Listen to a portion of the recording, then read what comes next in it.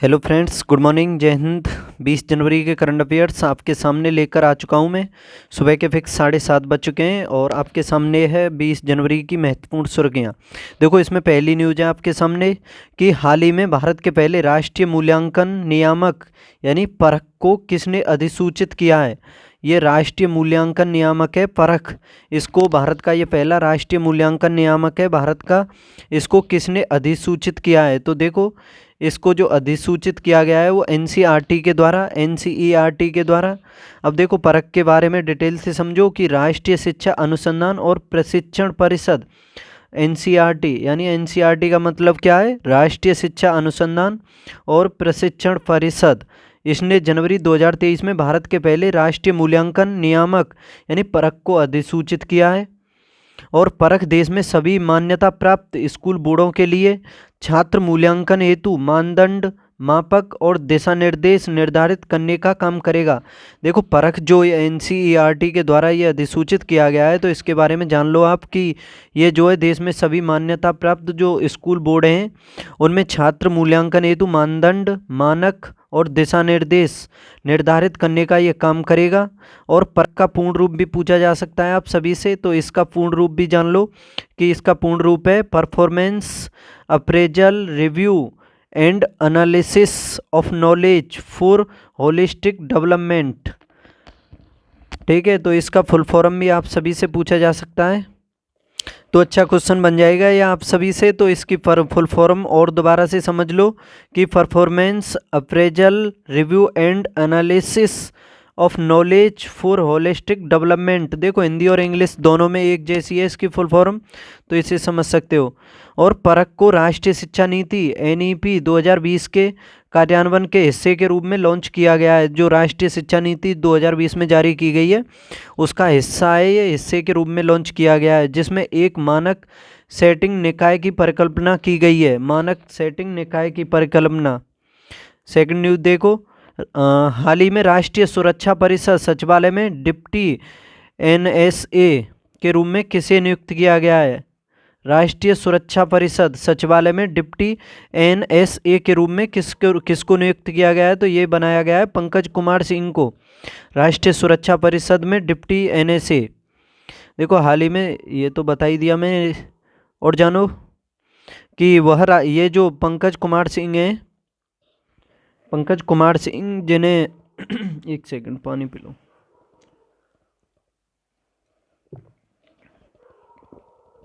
कि पंकज कुमार सिंह को उपराष्ट्रीय सुरक्षा सलाहकार एनएसए नियुक्त किया गया है और ये राजस्थान कैडर के 1988 बैच के आईपीएस अधिकारी हैं और वह 31 दिसंबर 2022 को बीएसएफ के महानिदेशक के पद से सेवानिवृत्त हुए हैं। कब? 31 दिसंबर 2022 को। और उन्हें 2 साल की अवधि के लिए राष्ट्रीय सुरक्षा परिषद सचिवालय में डिप्टी एनएसए के रूप में नियुक्त किया गया है। कितने टाइम के लिए? 2 वर्ष के लिए। और देखो, इससे पहले ये बीएसएफ के अलावा सीआरपीएफ में भी अपनी सेवा दे चुके हैं और इन्होंने पश्चिम बंगाल और असम की सीमाओं के माध्यम से मवेशियों की तस्करी को कम करने में महत्वपूर्ण भूमिका निभाई थी। तीसरी न्यूज है, अब हाल ही में बिहार के किस जिले में एएसआई द्वारा 1200 साल पुराने 2 लघु स्तूपों की खोज की गई है। देखो, इंपॉर्टेंट क्वेश्चन है सभी आपके सामने, ये इंपॉर्टेंट न्यूज रखी है सभी। ऐसे ही दिन रोज इसमें सुधार होता रहेगा। आपसे मैं तो बस इतना ही कहूँगा कि चैनल को सब्सक्राइब कर लो और अपने दोस्तों के बीच शेयर करते रहो। डेली आपके लिए अच्छे से अच्छा कंटेंट डेली प्रोवाइड कराता रहूँगा और कम से कम टाइम की कोशिश करूँगा आपके लिए। ठीक है, तो देखो, हाल ही में बिहार के किस जिले में एएसआई द्वारा 1200 साल पुराने 2 लघु स्तूपों की खोज की गई है, तो ये कहाँ पर? नालंदा में। नालंदा जो बिहार में यूनिवर्सिटी है उस जगह पर। देखो, बिहार के नालंदा जिले में नालंदा महाविहार के परिसर के भीतर भू निर्माण गतिविधियों के दौरान भारतीय पुरातत्व सर्वेक्षण एएसआई ने 1200 साल पुराने लघु स्तूपों की खोज की है। दोबारा जानो इसे कि बिहार के नालंदा जिले में नालंदा महाविहार के परिसर के भीतर भू निर्माण गतिविधियों के दौरान भारतीय पुरातत्व सर्वेक्षण एएसआई ने 1200 साल पुराने दो खोजे हैं ये 1200 साल पुराने स्तूप जो है। ठीक है, और स्तूप एक गोलार्ध की संरचना होती है। देखो स्तूप के बारे में भी जान लो कि स्तूप जो होते हैं ये एक गोलार्ध की संरचना है जो बुद्ध के समाधि स्थल का प्रतीक है। यानी ये जो स्तूप खोजा गया है ना, ये एक गोलार्ध की संरचना के रूप में है और जो बुद्ध के समाधि स्थल का प्रतीक है। और पत्थरों को तराश कर बनाए गए स्तूपों में बुद्ध की आकृतियां हैं। ये पत्थर को तराश करके बनाए गए हैं और इसमें बुद्ध की आकृतियां बनी हुई हैं। इस तरह के स्तूप भारत में 7वीं शताब्दी की शुरुआत में मन्नत के प्रसाद के रूप में लोकप्रिय थे। कब? 7वीं शताब्दी में मन्नत के प्रसाद के रूप में लोकप्रिय थे। चौथी न्यूज़ देखो, हाल ही में संयुक्त राष्ट्र सुरक्षा परिषद UNSC द्वारा पाकिस्तान के किस आतंकवादी को वैश्विक आतंकवादी के रूप में सूचीबद्ध किया गया है? संयुक्त राष्ट्र सुरक्षा परिषद इसके द्वारा पाकिस्तान के किस आतंकवादी को वैश्विक आतंकवादी के रूप में सूचीबद्ध किया गया है? देखो संयुक्त राष्ट्र संघ की स्थापना की गई थी 24 अक्टूबर 1945 को। इसी वजह से 24 अक्टूबर को संयुक्त राष्ट्र दिवस मनाया जाता है। और इसको जो नाम दिया था अमेरिका के राष्ट्रपति थे फ्रैंकलिन रूजवेल्ट, उनके द्वारा दिया गया था इसका नाम। और इसमें वर्तमान में देखा जाए तो संयुक्त राष्ट्र संघ में कितने देश हैं? 193 देश सदस्य हैं इसके। भारत इसका संस्थापक सदस्य है। और इसकी कार्य करने की 2 भाषाएं हैं, अंग्रेजी और फ्रेंच मुख्य रूप से। इसके अलावा चीनी, रसियन, अरबी और स्पेनिश इसको भी मान्यता प्राप्त है।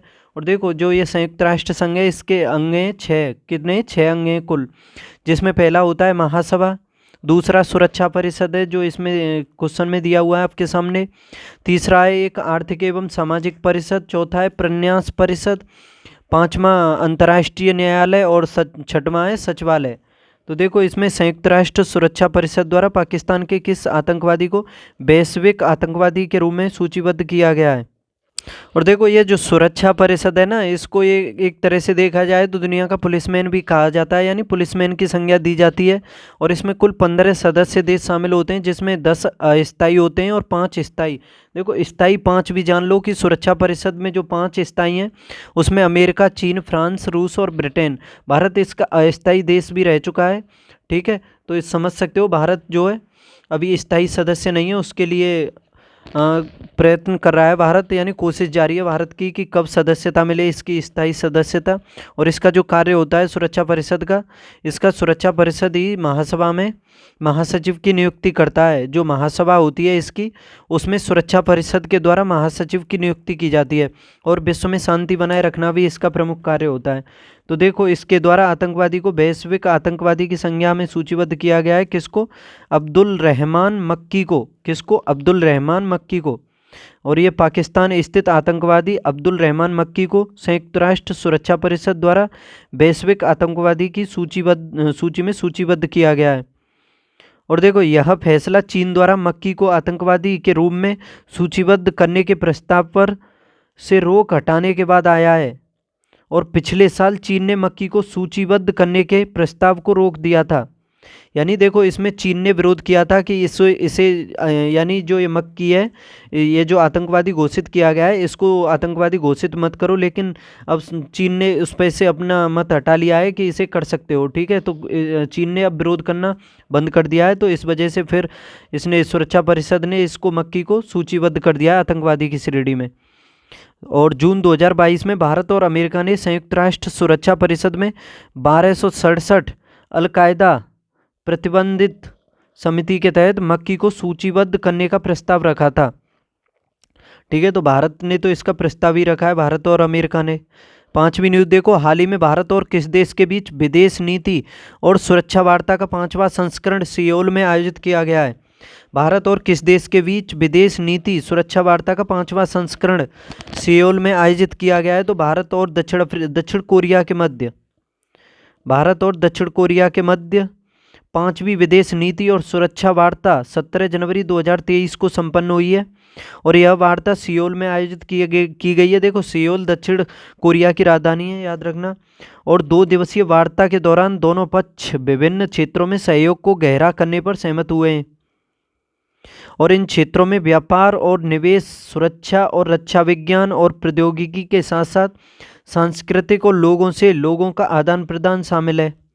6ठी न्यूज़ देखो, हाल ही में किस कंपनी ने वीमेंस IPL के मीडिया राइट्स हासिल किए हैं? किस कंपनी ने आईपीएल वीमेंस यानी जो महिलाओं की जो आईपीएल होने वाली है उसका जो मीडिया यानी राइट्स जो मीडिया का जो प्रसारण का है वो किसने किया है? तो समझ सकते हो ये वाईकॉम 18 ने इसके वीमेंस आईपीएल के मीडिया राइट्स हासिल किए हैं। किसने? वाईकॉम 18 ने। हाल ही में वाईकॉम ने 951 करोड़ रुपए में अपने अगले 5 वर्षों के लिए यानी 2023 से 27 तक वीमेंस आईपीएल के मीडिया राइट्स यानी टीवी और डिजिटल यानी टीवी पर जो प्रसारण होने वाला है या और कोई डिजिटल रूप से, तो उस सब के जो है ये यानी राइट्स वाईकॉम ने हासिल कर लिए हैं। और ये देखा जाए तो प्रति मैच मूल्य 7.09 करोड़ रुपए है इसका। और इस मीडिया राइट्स के ऑक्शन ग्लोबल राइट्स के लिए 3 कैटेगरी लीनियर, डिजिटल और संयुक्त राष्ट्र डिजिटल में आयोजित किए जाएंगे। तो देखो इसमें इतना जान लो कि जो वीमेंस आईपीएल होने वाला है उसका जो राइट्स हैं वो वाईकॉम 18 ने हासिल कर लिए हैं।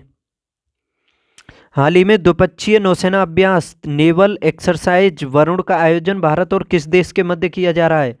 जो देखो ये युद्ध अभ्यास है एक्सरसाइज वरुण गरुड़ शक्ति, ये सभी अभ्यास जो होते हैं भारत के फ्रांस के साथ होते हैं। किसके साथ? तो याद रखना इसका सही जवाब हो जाएगा फ्रांस के साथ। जापान का देखो SLIS 20 जनवरी को ऐतिहासिक चंद्रमा पर उतरने के लिए तैयार है। किसका? जापान भेजेगा अपना उपग्रह चंद्रमा पर और ये 20 जनवरी को उतरने के लिए तैयार है। कोक बरोक दिवस 19 जनवरी को मनाया जाता है। वाराणसी भारत का पहला 3D शहरी स्थानिक डिजिटल दिन विकसित शहर बना है, यानी ऐसे कह सकते हो वाराणसी भारत का 3D शहरी स्थानिक डिजिटल विकसित शहर बना है।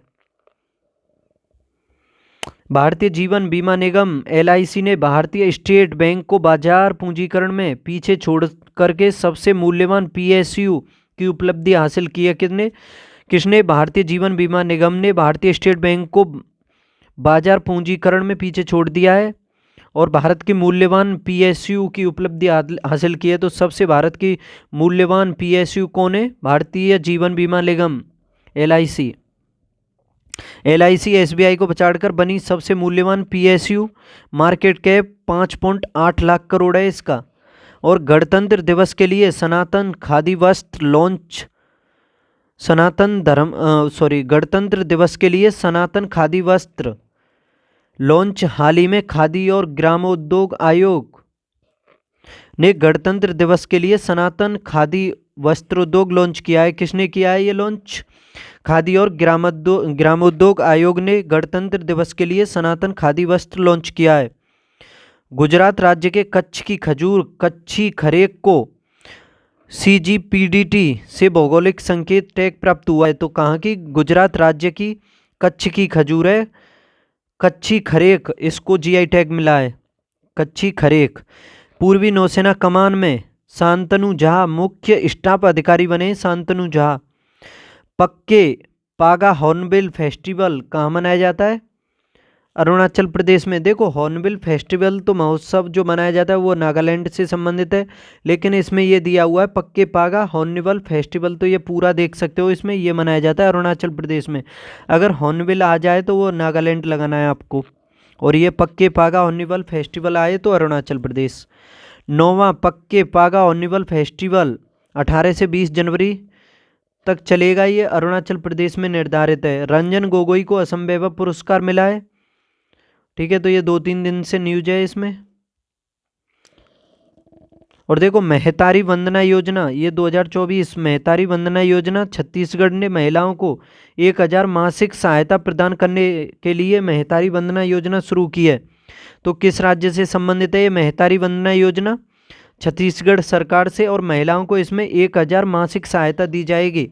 कितनी? 1000 मासिक सहायता महिलाओं के लिए है, छत्तीसगढ़ सरकार ने शुरू की है महतारी वंदना योजना। भारत और फ्रांस के बीच द्विपक्षीय नौसेना अभ्यास वरुण हुआ है, इसका 21वां संस्करण हुआ है ये।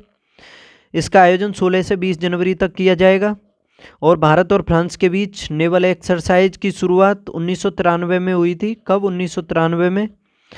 वर्ष 2001 में इस नौसेना अभ्यास को वरुण नाम दिया गया। देखो जब ये 1993 में स्टार्टिंग हुआ था वरुण अभ्यास की, तो इसका नाम था नेवल एक्सरसाइज। क्या नाम था? Naval exercise. और इसका नाम 2001 में पड़ा वरुण। ठीक है। और भारत और फ्रांस रणनीतिक द्विपक्षीय संबंधों की पहचान बन गया है ये युद्ध अभ्यास जो है। और एक्सरसाइज गरुड़ भी होता है भारत की एयरफोर्स के मध्य और उसकी फ्रांस की एयरफोर्स के मध्य। इसके अलावा एक्सरसाइज शक्ति होता है ये आर्मी फ्रांस और भारत की आर्मी के मध्य। एक्सरसाइज डेजर्ट नाइट भी होता है भारत और फ्रांस के मध्य। एक्सरसाइज डेजर्ट नाइट भारत और फ्रांस के मध्य। अन्य डिफेंस एक्सरसाइज भी होती हैं। हाल ही में उत्तर प्रदेश के किस जिले में सांसद खेल महाकुंभ 2022-23 का दूसरा संस्करण हुआ है? उत्तर प्रदेश के किस जिले में सांसद खेल महाकुंभ 2023 का दूसरा संस्करण शुरू हुआ है? तो ये बस्ती में हुआ है। कहाँ पर? बस्ती में। पीएम मोदी ने वीडियो कॉन्फ्रेंसिंग के जरिए उत्तर प्रदेश के बस्ती जिले में सांसद खेल महाकुंभ के दूसरे चरण का उद्घाटन किया है। तो देखो सांसद खेल महाकुंभ का ये दूसरा चरण हुआ है और इसका उद्घाटन बस्ती जिले में किया है पीएम मोदी ने। खेल महाकुंभ के तहत देखा जाए तो कुश्ती, kabaddi, kho kho, basketball, football, hockey, शतरंज, बैडमिंटन और टेबल टेनिस जैसे इंडोर और आउटडोर खेलों का आयोजन किया जाएगा। इसके अलावा निबंध लेखन, चित्रकला, रंगोली बनाने की प्रतियोगिताएं भी इसमें शामिल की जाती हैं। आगे देखो, हाल ही में जारी इंडिया मोबाइल गेमिंग रिपोर्ट 2022 के अनुसार कौन सा राज्य मोबाइल गेमर्स के लिए शीर्ष स्थान के रूप में उभरा है? कौन सा राज्य मोबाइल गेमर्स के लिए शीर्ष स्थान के रूप में उभरा है इंडिया मोबाइल गेमिंग में? तो देखो उत्तर प्रदेश ही उभरा है इसमें मोबाइल गेमिंग में। ठीक है। आगे देखो, अब डेनिस अलीपोव को जिस देश में रूस का नया राजदूत नियुक्त किया गया है, भारत का, यानी डेनिस अलीपोव को भारत में रूस का नया राजदूत नियुक्त किया गया है। डेनिस अलीपोव को भारत में रूस का राजदूत। ऑस्ट्रेलियाई बिग बैग लीग में खेलने वाले पहले भारतीय खिलाड़ी कौन बन गए? तो उन्मुक्त चंद बने ये ऑस्ट्रेलियाई बिग बैग लीग में खेलने वाले भारतीय खिलाड़ी। हाल ही में जिस देश ने दुर्लभ मृदा तत्व आपूर्ति पर चीन के कथित चोक होल्ड को समाप्त करने के उद्देश्य से एक कानून प्रस्ताव दिया है, यानी अमेरिका ने दुर्लभ मृदा तत्व आपूर्ति पर चीन के कथित चोक होल्ड को समाप्त करने के उद्देश्य से एक कानून का प्रस्ताव दिया है।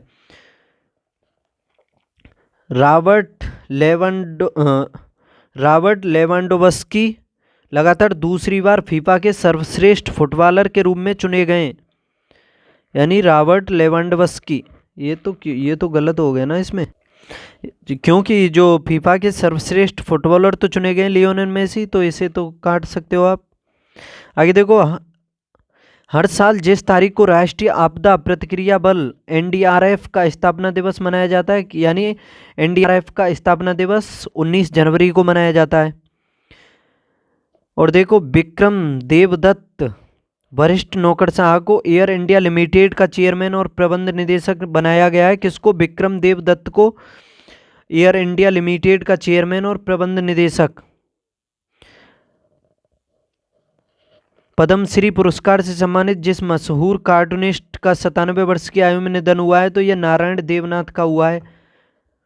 रिलायंस इंडस्ट्री ने घरेलू रोबोटिक्स कंपनी एडवर्ड में जितने प्रतिशत की हिस्सेदारी खरीदी है? कितने की? 54% की हिस्सेदारी रिलायंस इंडस्ट्री ने घरेलू रोबोटिक्स कंपनी एडवर्ड में खरीदी है। किसमें? एडवर्ड में। हाल ही में किसको एनएलसी इंडिया लिमिटेड के नए वित्त निदेशक बनाया गया है? एनएलसी इंडिया लिमिटेड का वित्त निदेशक तो ये प्रसन्न कुमार आचार्य को बनाया गया है। किसको? प्रसन्न कुमार आचार्य को। हाल ही में किसने मिस अमेरिका 2024 का खिताब जीता है? मिस अमेरिका 2024 का खिताब किसने जीता है? मेडिसन मार्स ने जीता है। हाल ही में किस राज्य में 14वीं अखिल भारतीय पुलिस कमांडो प्रतियोगिता आयोजित की जाएगी? 14वीं अखिल भारतीय पुलिस कमांडो प्रतियोगिता तो ये की जाएगी आंध्र प्रदेश में 22 जनवरी से। गूगल पे इंडिया ने वैश्विक स्तर पर यूपीआई का विस्तार करने के लिए एनपीसीआई के साथ समझौता ज्ञापन पर हस्ताक्षर किए हैं। किसने? गूगल और पे इंडिया ने वैश्विक स्तर पर गूगल पे इंडिया ने वैश्विक स्तर पर यूपीआई का विस्तार करने के लिए एनपीसीआई के साथ समझौते पर ज्ञापन पर हस्ताक्षर किए हैं। इसको पुरस्कार 2024 एसजीवीएन, पीएफसी, भेल, एनएलसी, आरईसी और रेलटेक ने पुरस्कार जीता है। इसमें इसको पुरस्कार में ऑपरेशन सर्वशक्ति, जम्मू कश्मीर में आतंकियों का सफाया करेगी भारतीय सेना। तो भारतीय सेना के द्वारा ऑपरेशन सर्वशक्ति जम्मू कश्मीर में आतंकियों के सफाई के लिए चलाया जा रहा है। इसरो ने मछुआरों के लिए उन्नत संकट चेतावनी ट्रांसमीटर का अनावरण किया है। मछुआरों के लिए उन्नत संकट चेतावनी का, यानी संकट से पहले ही चेतावनी देगा ये ट्रांसमीटर जो है, इसका अनावरण किसने किया है? इसरो ने। फारसी भारत की नई शास्त्रीय भाषा बन गई है। कौन सी? फारसी जो है भारत की नई शास्त्रीय भाषा बन चुकी है। इस तरह से देखा जाए तो कुल 7 शास्त्रीय भाषा हो चुकी हैं भारत में।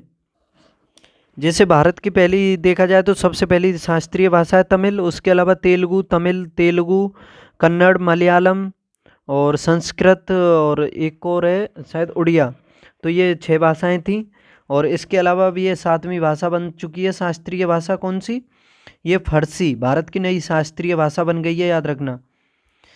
आगे देखो, हाल ही में किस देश के वैज्ञानिकों ने रीसस बंदर की पहली बार क्लोन बनाया है? यानी रीसस बंदर का पहली बार किस देश के वैज्ञानिकों ने क्लोन बनाया है? तो ये चीन के वैज्ञानिकों के द्वारा बनाया गया है क्लोन जो है। रेट्रो, इसको नाम क्या रखा है इन्होंने? रेट्रो रखा है इसका नाम, रेट्रो। हाल ही में भारत ने लिथियम की खोज और खनन के लिए किसके साथ समझौते पर हस्ताक्षर किए हैं? देखो, लिथियम की थोड़े दिन पहले लिथियम के जो भंडार खोजे गए हैं वो जम्मू कश्मीर में खोजे गए, और इसमें जो देखा जाए तो इसका खनन यानी इसका उत्खनन किया जाएगा, जो उत्पादन किया जाएगा, निकाला जाएगा ज़मीन से। उसके लिए जो भारत ने इसमें समझौता किया है, किसके साथ समझौता किया है? तो अर्जेंटीना के साथ। हाल ही में प्रधानमंत्री नरेंद्र मोदी ने महाराष्ट्र राज्य में 8 अमृत परियोजनाओं की आधारशिला रखी है या रखेंगे। और हाल ही में छत्तीसगढ़ राज्य में महतारी वंदना योजना शुरू की गई है। किसमें? छत्तीसगढ़ में। हाल ही में पंजाब के मोहाली में पहला मदर मिल्क बैंक स्थापित किया गया है। मदर मिल्क बैंक कहाँ पर? पंजाब के मोहाली में। हाल ही में फारसी भाषा को भारत की 9वीं शास्त्रीय भाषा घोषित किया गया है। फारसी नहीं, फारसी है, सही कर लेना। मैं भी सोच रहा था कि ये कहाँ से आ गई नई भाषा। देखो, तो फारसी भाषा को भारत की 9वीं शास्त्रीय भाषा घोषित किया गया है।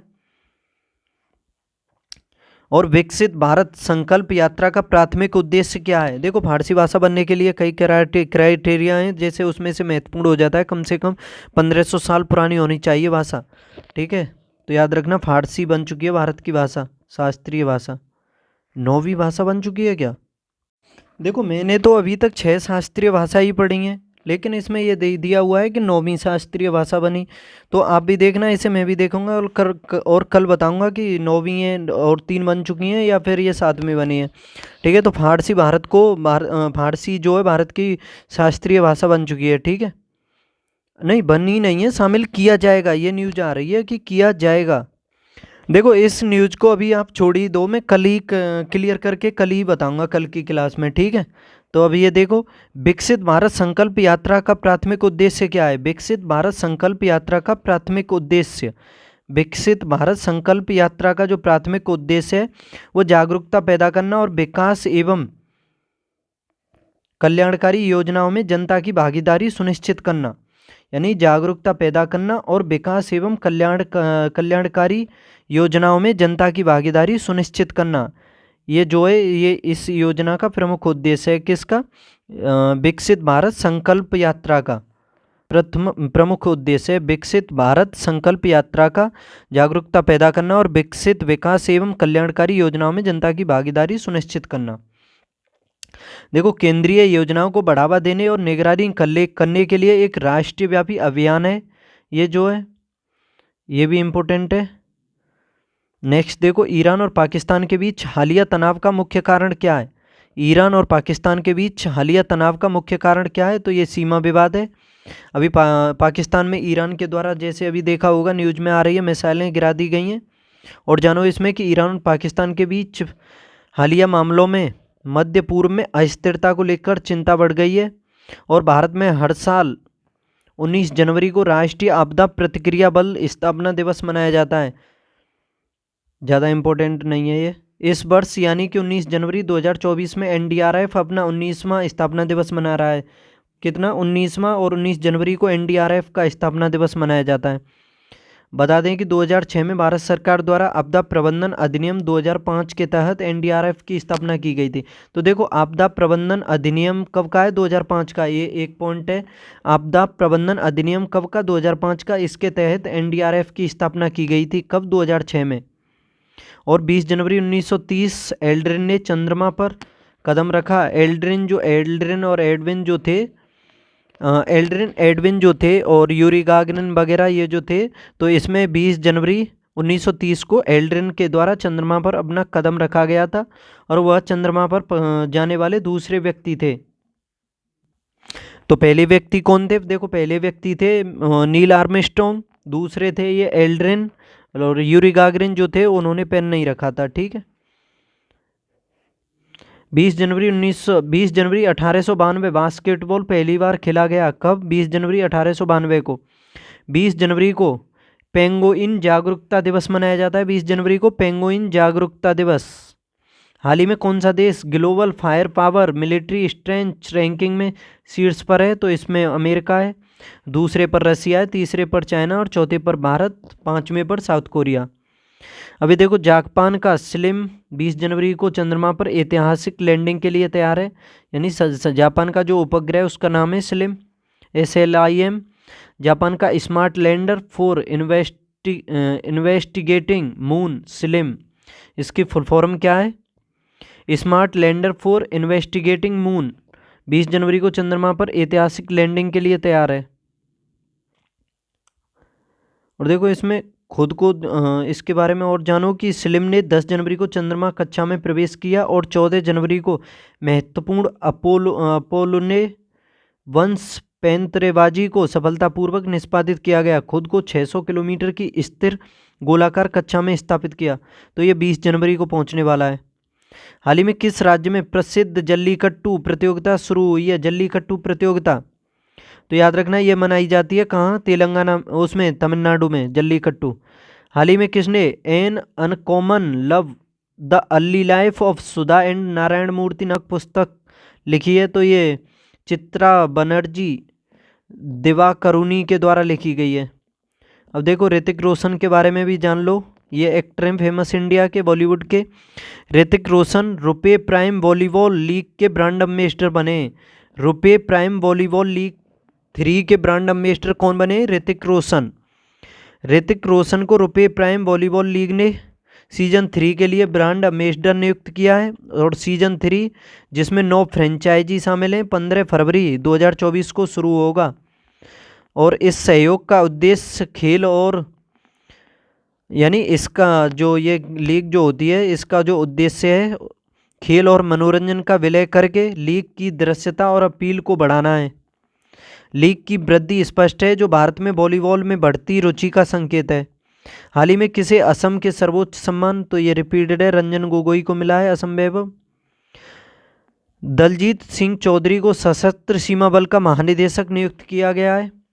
कार्मिक मंत्रालय के आदेश के अनुसार वरिष्ठ IPS अधिकारी दलजीत सिंह चौधरी को सशस्त्र सीमा बल का महानिदेशक। हाल ही में भारत और किस देश की नौसेना का पहला द्विपक्षीय अभ्यास एक्स अयुत्सा भारत और किस देश की नौसेना का, यानी नौसेना का अभ्यास है, ये पहला द्विपक्षीय अभ्यास हो रहा है ये एक्स अयुत्सा। तो भारत और थाईलैंड के बीच किया जाता है एक्स अयुत्सा। तो इस तरह से ये 20 जनवरी के करंट अफेयर्स कंप्लीट होते हैं। कल मिलते हैं फिर 21 जनवरी की न्यूज़ के साथ। चैनल को सब्सक्राइब कर लो, कैसी लगी बताइए। ठीक है, तो कल मिलते हैं फिर 21 जनवरी की न्यूज़ के साथ। बाय।